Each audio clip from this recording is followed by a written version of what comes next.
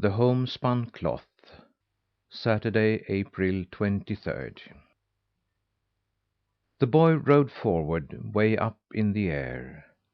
He had the great Östergötland plain under him, and sat and counted the many white churches which towered above the small leafy groves around them. It wasn't long before he had counted 50. After that he became confused and couldn't keep track of the counting. Nearly all the farms were built up with large, whitewashed, two-story houses, which looked so imposing that the boy couldn't help admiring them. "There can't be any peasants in this land," he said to himself, "since I do not see any peasant farms." Immediately all the wild geese shrieked: "Here the peasants live like gentlemen! Here the peasants live like gentlemen!" On the plains the ice and snow had disappeared, and the spring work had begun. "What kind of long crabs are those that creep over the fields?" asked the boy after a bit. "Plows and oxen, plows and oxen," answered the wild geese. The oxen moved so slowly down on the fields that one could scarcely perceive they were in motion, and the geese shouted to them: "You won't get there before next year! You won't get there before next year!" But the oxen were equal to the occasion. They raised their muzzles in the air and bellowed: "We do more good in an hour than such as you do in a whole lifetime." In a few places the ploughs were drawn by horses. They went along with much more eagerness and haste than the oxen, but the geese couldn't keep from teasing these either. "Aren't you ashamed to be doing ox duty?" cried the wild geese. "Aren't you ashamed yourselves to be doing lazy men's duty?" the horses neighed back at them. But while the horses and oxen were at work in the fields, the stable ram walked about in the barnyard.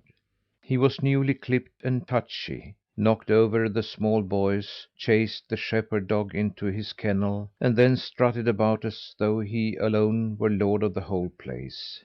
"Rummy, Rummy, what have you done with your wool?" asked the wild geese, who rode by up in the air.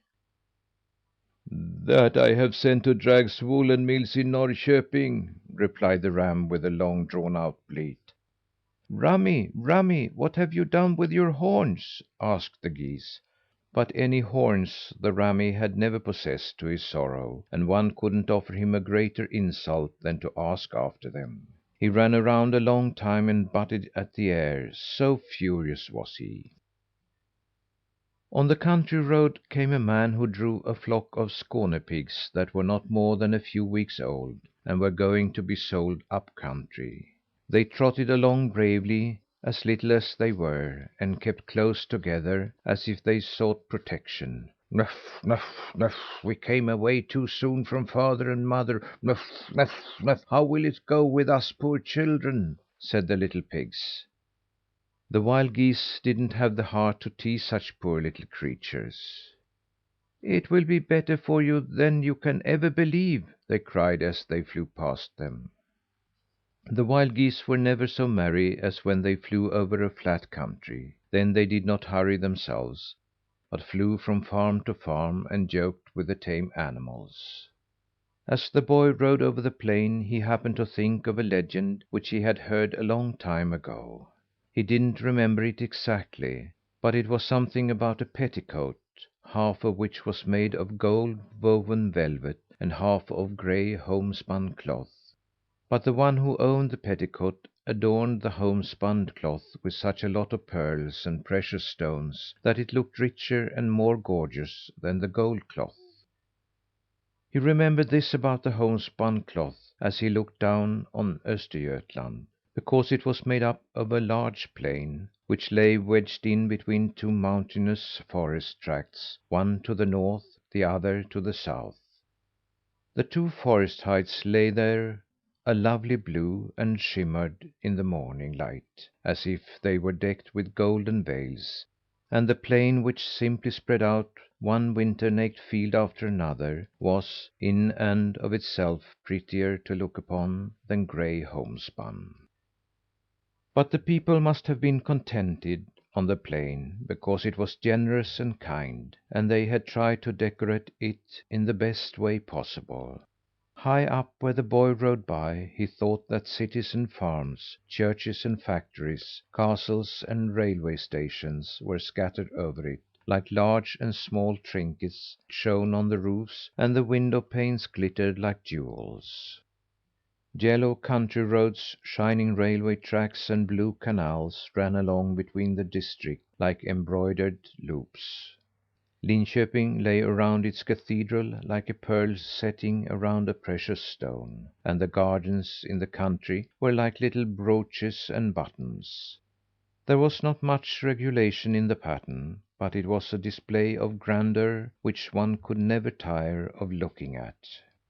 The geese had left Öberg district and travelled toward the east along Göta Canal. This was also getting itself ready for the summer. Workmen laid canal banks and tarred the huge lock gates.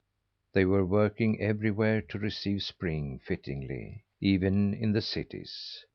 There masons and painters stood on scaffoldings and made fine the exteriors of the houses, while maids were cleaning the windows.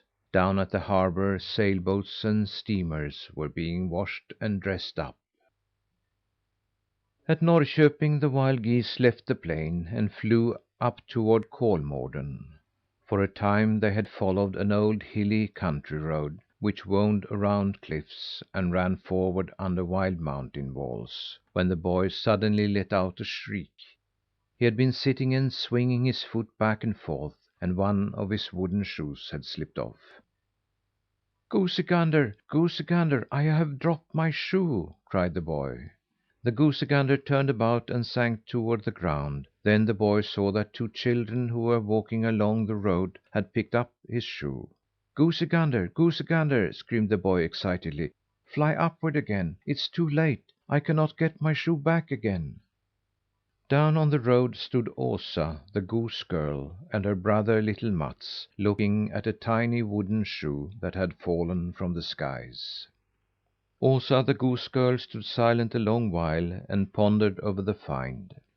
At last she said slowly and thoughtfully: "Do you remember, little Mats, that when we went past Övid Cloister, we heard that the folks in a farmyard had seen an elf who was dressed in leather breeches and had wooden shoes on his feet, like any other working man?